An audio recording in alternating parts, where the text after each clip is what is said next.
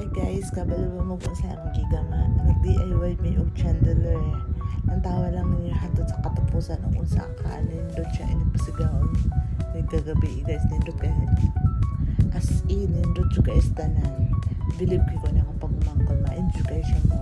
Gama as in. Muna yung isandiran, yung gipahamisan ang mga kahoy.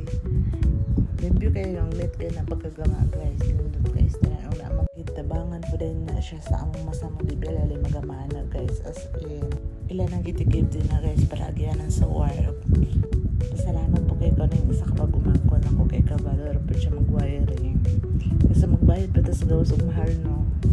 Ginjoy na lang nila ilang pagtaod og wire, gikanta-kanta na lang nila to ilang gitaod sa ibabaw, gibutangan nila bolt sa ibabaw para dili siya mahulog.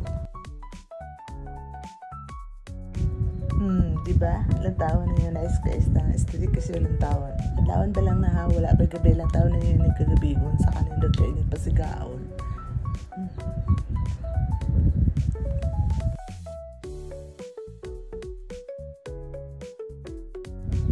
Diba? Aesthetic istanan as in nindot kayo di kamahayan ng Diyod.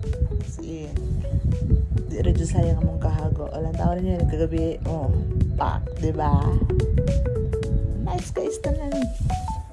As in.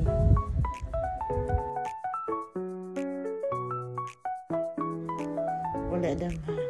Yung nanay din siya kanindot pagkahungan. As in. May galikos kanindot.